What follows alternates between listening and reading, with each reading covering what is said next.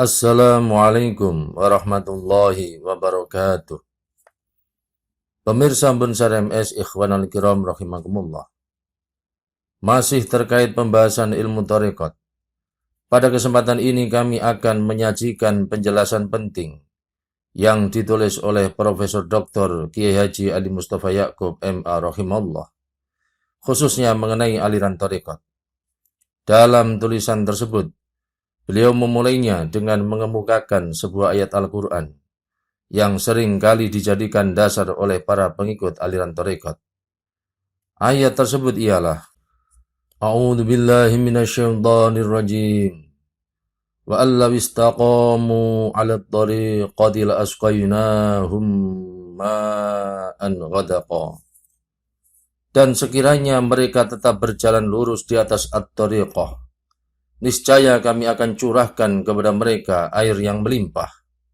Quran Surat Al-Jin ayat 16. Menurut mereka, ayat ini merupakan dalil tentang keberadaan tarekat di kalangan masyarakat, sehingga keberadaan tarekat tidak perlu dipersoalkan lagi karena ia sesuai dengan Al-Quran.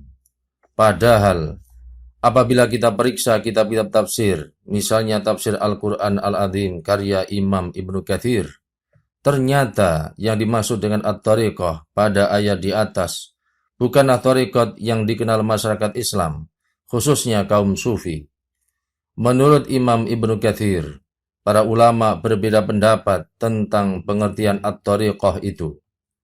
Pertama, yang dimaksud at-tariqah dalam ayat di atas adalah agama Islam.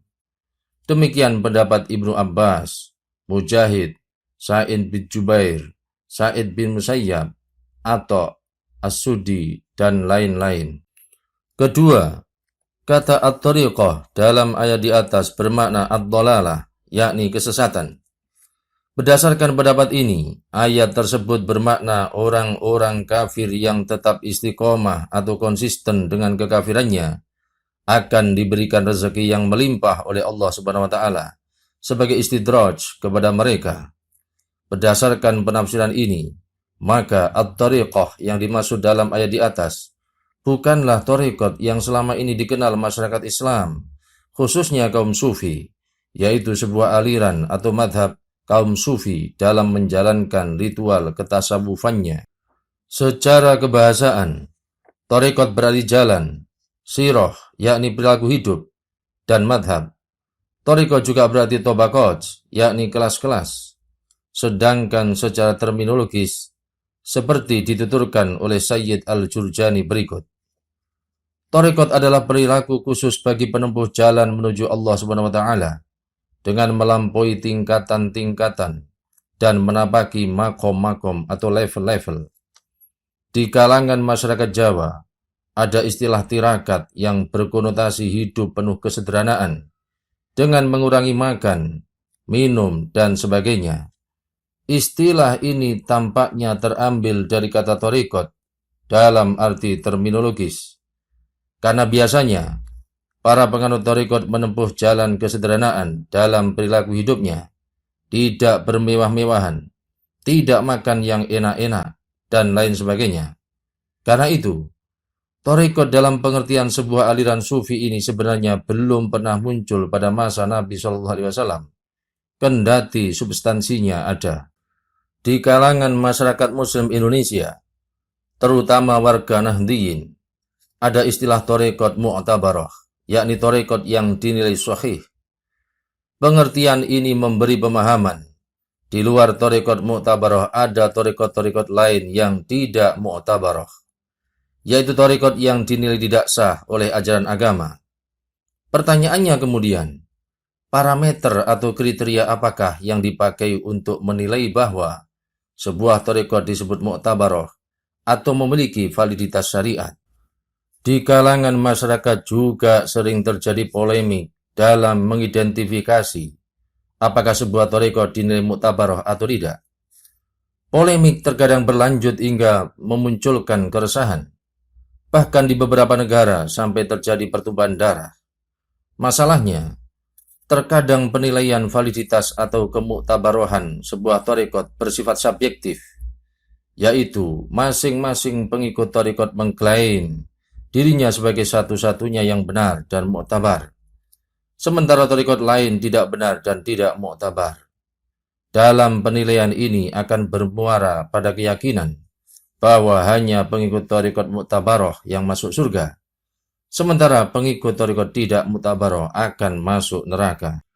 Al-Quran telah memberikan bimbingan bagi umat Islam bahwa dalam kasus-kasus kontroversial, mereka wajib menjadikan Al-Quran dan Sunnah Nabi sebagai pengujinya.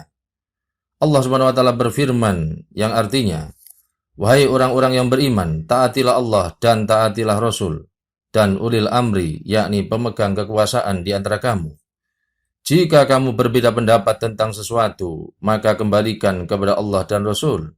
Jika kamu benar-benar beriman kepada Allah dan hari kemudian, yang demikian itu lebih utama dan sebaik-baik pengembalian." Quran Surat Al-Jin ayat 59. Mengembalikan perkara kepada Allah adalah menjadikan Al-Quran sebagai penguji dan parameter masalah yang diperselisihkan. Dan mengembalikan perkara kepada Rasulullah adalah menjadikan sunnah Nabi sebagai penguji dan parameter masalah yang diperselisihkan. Karena itu, dalam kasus tarekat yang kontroversial, alat penguji validitasnya atau kemuktabarohannya adalah Al-Quran dan Sunnah Nabi. Apabila sebuah tarekat berlawanan dengan Al-Quran dan Sunnah Nabi, maka tarekat itu divonis tidak muktabaroh, alias tidak memiliki validitas sebagai bagian dari ajaran syariat Islam. Dan apabila sebuah tarekat tidak berlawanan dengan Al-Quran dan hadis Nabi, maka tarekat itu dinilai memiliki validitas atau muktabaroh. Apabila sebuah tarekat mengklaim dirinya bersumber dari Rasulullah SAW, maka ada dua aspek perlu diteliti, yaitu substansi atau matan dan sanad atau silsilah keguruan tarekat itu. Ini karena apa-apa yang bersumber dari Nabi SAW berarti hadis nabawi, yang untuk menguji validitasnya diperlukan penelitian terhadap 4 aspek. Pertama, kesinambungan silsilah keguruan atau ittisal as-sanad. Kedua, silsilah keguruan itu terdiri dari rawi-rawi yang adil dan dhabit. Ketiga, substansi ajarannya tidak mengandung syadz atau kejanggalan. Keempat, substansi ajarannya tidak mengandung ilat atau kecacatan. Syadz terjadi apabila substansi ajaran tarekat itu bertentangan dengan ajaran Islam yang semisal, sedang rawi atau periwayatnya memiliki kredibilitas yang lebih rendah dibanding rawi yang meriwayatkan substansi ajaran Islam yang semisal itu. Sedangkan ilat terjadi apabila substansi ajaran tarekat itu memiliki kelemahan secara umum yang berlawanan dengan syariat Islam dan atau sanadnya memiliki faktor-faktor kelemahan. Sementara secara lahiriah faktor-faktor itu tidak ada. Penganut tarekat yang mengklaim ajarannya bersumber dari Nabi SAW harus berani diuji validitas ajarannya dengan parameter-parameter di atas. Apabila setelah diteliti ternyata klaim tersebut tidak otentik, misalnya pencetus ajaran tarekat mengklaim bahwa ajaran-ajarannya diterima dari Rasulullah SAW secara langsung, yakni dalam keadaan tidak tidur atau yaqdzah, dan setelah diteliti ternyata ia lahir jauh setelah Rasulullah SAW wafat, maka ajaran tarekat itu dapat divonis sebagai palsu, karena ia tidak lebih dari sebagai seorang pendusta dan tidak memiliki kesinambungan silsilah keguruan kepada Rasulullah SAW. Begitu pula dari segi substansinya. Misalnya, apabila sebuah tarekat mengajarkan pengikutnya untuk selalu berpuasa sunnah setiap hari dan sholat tahajud sepanjang malam, jelas ajaran ini berlawanan dengan ajaran Nabi SAW.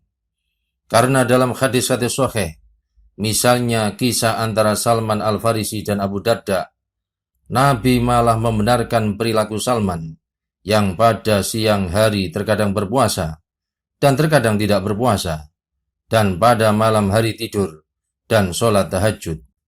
Penyimpangan ajaran tarekat terkadang juga terkait masalah akidah.